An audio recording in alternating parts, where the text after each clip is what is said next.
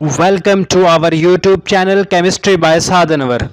बिस्मिल्लाहिर्रहमानिर्रहीम। अस्सलामुअलैकुम students and viewers. आज हम फिज़िकल केमिस्ट्री का बिलखसूस क्वांटम केमिस्ट्री का एक बहुत इंपॉर्टेंट टॉपिक, एक बहुत ही ज़बरदस्त मज़े का टॉपिक डिस्कस करने वाले हैं।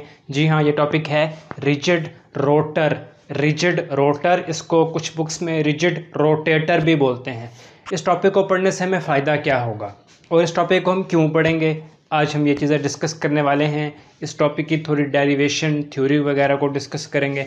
आइए देखते हैं कि रिजिड रोटर होता क्या है।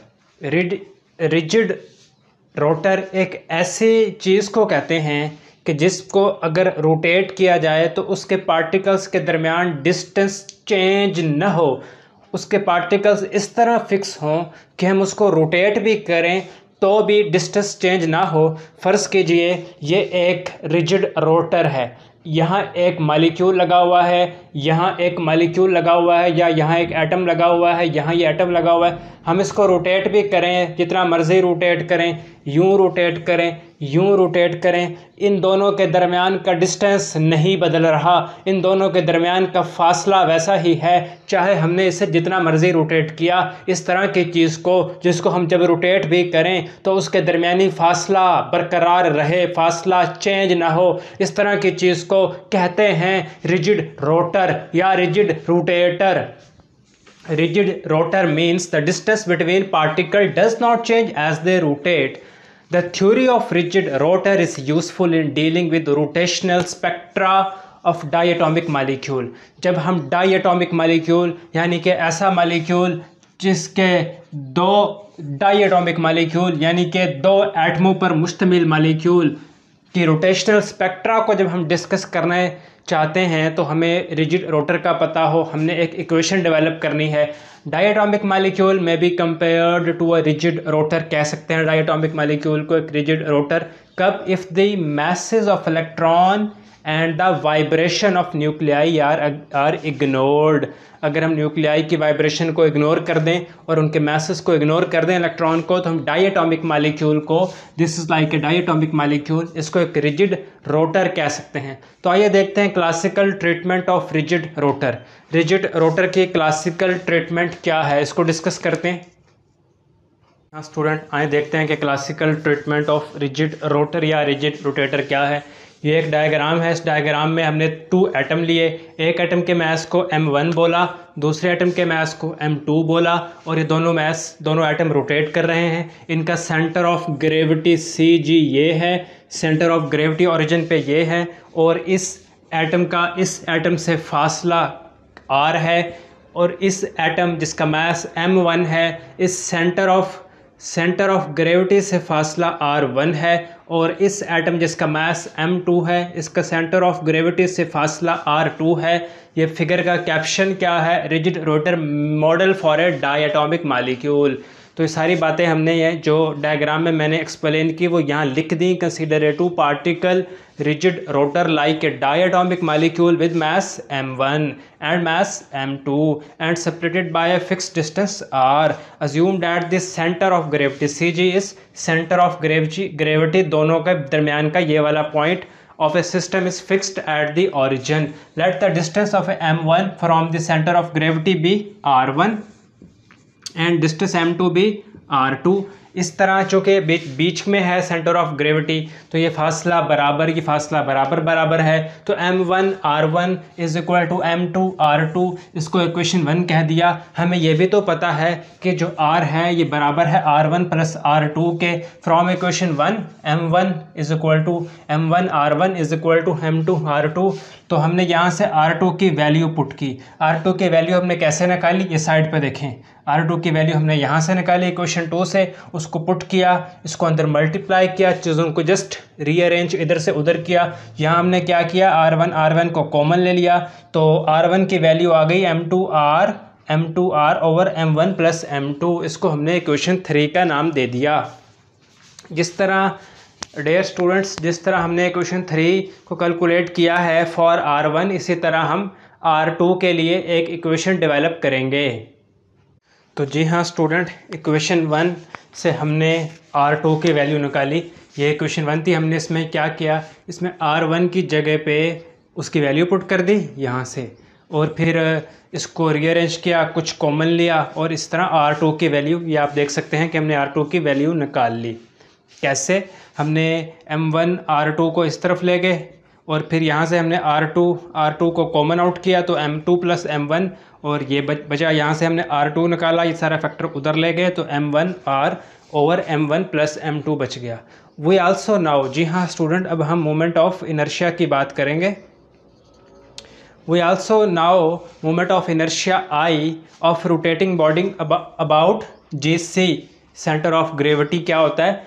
चूँकि दो बॉडी थी तो I is equal to M1 R1 square plus M2 R1, यहाँ आना चाहिए R2, जी हाँ R2 का स्क्वायर, M1 R1 का स्क्वायर प्लस M2 R2 का स्क्वायर। तो ये इक्वेशन 5 हमारे पास हो गई। अब हमने क्या करना है, इक्वेशन 3 से R1 की वैल्यू निकाल के इक्वेशन 5 में इस R1 की जगह पे पुट कर देनी है, और इक्वेशन 4 से R2 की वैल्यू लेकर इक्वेशन 5 में इस R2 की जगह पे पुट कर देनी है। तो वैल्यूज़ पुट की और हमारे पास ये वाली इक्वेशन की शेप बन गई। वही हमने कुछ नहीं करना, जस्ट बेसिक मैथमेटिक्स अप्लाई कर रहे हैं। I moment of inertia is equal to M1, ये स्क्वायर है, हमने इस R को बाहर निकाल लिया, तो चूँकि स्क्वायर था R स्क्वायर हो गया, इस R को भी बाहर निकाल लिया, ये देखें ये लिखा हुआ है। तो यहाँ अब हमने क्या किया, इस स्क्वायर को ज़रा अंदर ओपन किया, I is equal to M1 M2 का स्क्वायर R स्क्वायर और M1 plus M2 whole square. इधर भी हमने ऐसे ही किया, स्क्वायर को ओपन किया। अब हमने देखें इसमें कुछ हमारे पास कॉमन आउट हो रहा है, गौर करें तो M1 M2 और R, M2 M1 और R, ये चीज़ हमने कॉमन आउट कर ली, M1 M2 और R स्क्वायर, ये चीज़ हमने कॉमन आउट कर ली। ये कॉमन आउट करके यहाँ पे लिखा, और बाकी क्या बचा, M2 प्लस, और यहाँ से सिर्फ M1 बचा और यहाँ से M2 बच गया, और नीचे हमने वैसे लिख लिया। फिर हमने इसको देखें, इसको हमने क्या किया, एलसीएम ले लिया, एलसीएम लेके ये बन गया। अब ये स्क्वायर था तो हमने इसको ओपन करके अलग अलग लिखा, और देखें जब इसको अलग अलग करके लिखेंगे तो कुछ कैंसिल आउट हो जाएगा, M2 प्लस M1 ये वाला कैंसिल आउट हो जाएगा, और बाकी क्या बचेगा हमारे पास, जी हाँ बाकी हमारे पास बचेगा, जो बचेगा मैं वो नेक्स्ट में लिखने वाला हूँ। यहाँ से आप इसे अच्छी तरह नोट कर लें कि क्या सिचुएशन है, जो बचेगा मैं उसमें नेक्स्ट में लिखने वाला हूँ। तो जी हाँ स्टूडेंट, अभी हम यही डिस्कस कर रहे हैं कि उससे फॉरवर्ड चलेंगे तो जो कटिंग के बाद ये वाली हमारे पास इक्वेशन मिलेगी, हम इसको अंदर मल्टीप्लाई करेंगे तो ये इक्वेशन 6 हमारे पास आ जाएगी। हम जानते हैं कि जो मोमेंट ऑफ इनर्शिया I होता है वो रिड्यूस मास और R स्क्वायर के बराबर होता है। I is equal to mu into r square, I is equal to mu into r square. तो इक्वेशन 7 और इक्वेशन 6 को कंपेयर करें, इनकी एक साइड सेम है दूसरी साइड भी सेम होगी। यहाँ से आर स्क्वायर कैंसिल आउट हो जाएगा और म्यू बन जाएगा M1 into M2 over M1 plus M2। याद रखें ये है म्यू की इक्वेशन, जिसको हमने इक्वेशन 8 कहा। Mu is equal to M1 multiply by M2 divided by M1 plus M2। तो म्यू क्या है, mu is reduce mass, mu is reduce mass. Reduce mass क्या होता है, रिड्यूस मास क्या होता है, when masses of two particles are converted into a single mass then it is called reduced mass। हम क्वांटम मैकेनिक्स में individual मास लेने के बजाय सिंगल मास लेते हैं। 2-3 कई masses को कंसिडर करने के बजाय इन quantum mechanics we love to consider a single mass which is a reduced mass, because in quantum mechanics it is easy to handle one particle system as compared to two or many particle system, since the distance between two particle is fixed। अगरचे हम जानते हैं कि दो particles का दरमियानी फासला बराबर change नहीं होने वाला, फिक्स, तो पोटेंशियल एनर्जी को हम ज़ीरो कंसीडर करेंगे।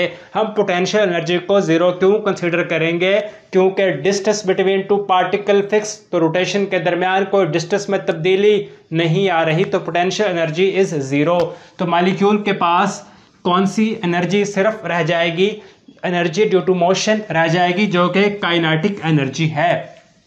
Kinetic energy half m1v1 square plus half m2v2 square, क्योंकि काइनेटिक एनर्जी बराबर होती है किसके, हम जानते हैं हाफ mv स्क्वायर के। तो इस हवाले से हमने इस तरह लिखा, लेकिन हमारे पास तो लीनियर वेलोसिटी है ही नहीं, हमारे पास तो एंगुलर वेलोसिटी है, रोटेशन हो रही है मॉलिक्यूल में, एटम्स रोटेट कर रहे हैं, तो हमारे पास तो एंगुलर वेलोसिटी है। तो हम फिर इस लीनियर वेलोसिटी को कन्वर्ट करेंगे एंगुलर वेलोसिटी में। कैसे कन्वर्ट करेंगे लीनियर वेलोसिटी को एंगुलर वेलोसिटी में, हम कैसे कन्वर्ट करेंगे ये देखें। हम जानते हैं v is equal to r omega, v is equal to r omega, तो इस v1 की जगह आर ओमेगा लिखेंगे, इस v2 की जगह r2 ओमेगा स्क्वायर लिखेंगे। यहाँ से हम ओमेगा को कॉमन आउट कर लेंगे, ओमेगा को कॉमन आउट कर लिया, अंदर ये टर्म बच गई। ओमेगा को कॉमन आउट करने के बाद अंदर ये टर्म बच गई, और ये सारी टर्म किस चीज़ के बराबर है, ये मोमेंट ऑफ इनर्शिया I के बराबर है, ये मोमेंट ऑफ इनर्शिया I के बराबर है। तो इसकी जगह पर हमने I को पुट कर दिया। काइनेटिक एनर्जी बराबर होगी हाफ ओमेगा स्क्वायर इंटू आई, काइनेटिक एनर्जी बराबर होगी हाफ ओमेगा स्क्वायर इंटू आई, इसको इक्वेशन 9 कहा। इस इक्वेशन में जो ओमेगा है वो एंगुलर वेलोसिटी है और आई क्या है, मोमेंट ऑफ इनर्शिया। जी हाँ स्टूडेंट, ये है हमारे पास एंगुलर मोमेंटम L। अब हम बात करने वाले हैं in terms of angular momentum, जिसको हम L से, कैपिटल L से ज़ाहिर करते हैं। एंगुलर मोमेंटम L का मोमेंट ऑफ इनर्शिया के साथ क्या रिलेशन है, इसको भी हम बात करेंगे। देखें, एंगुलर मोमेंटम L का मोमेंट ऑफ इनर्शिया के साथ जो दोस्ती है, जो रिलेशन है, वो क्या है, L is equal to I omega.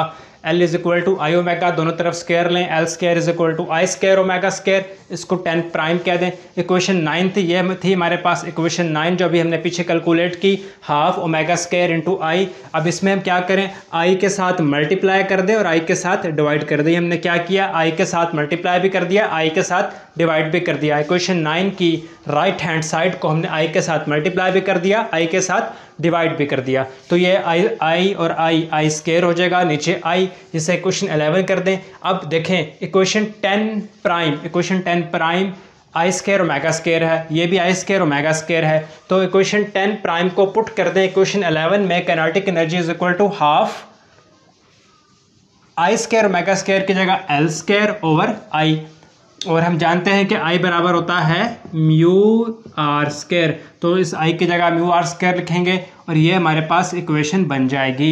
ये हमारे पास फाइनल इक्वेशन है। तो जी हाँ स्टूडेंट्स, ये हमने डिस्कशन की है। क्या डिस्कस किया है हमने रिजिड रोटर को डिस्कस किया है, रिजिड रोटर के मुतल्लिक बात की है, हमने उसकी classical treatment of rigid rotor को देखा है। तो ये हमारा टॉपिक आज यहाँ पे ख़त्म हुआ। आपका कोई भी क्वेश्चन हो आप कमेंट में ज़रूर पूछ सकते हैं। अपना बहुत सा ख्याल रखिएगा। और इसको पढ़ने का आसान तरीका यह है कि जब भी आप मेरी वीडियो देखें, बिलखसूस फ़िज़िकल केमिस्ट्री की वीडियो, तो हाथ में कॉपी रखें, पेज रखें, बॉल पेन रखें, कलम रखें और लिखते रहें, क्वेश्चन को लिखते रहें, तो आपको ये क्वेश्चन बहुत जल्दी समझ आएगी। अपना बहुत सा ख्याल रखिएगा। अल्लाह हाफिज़।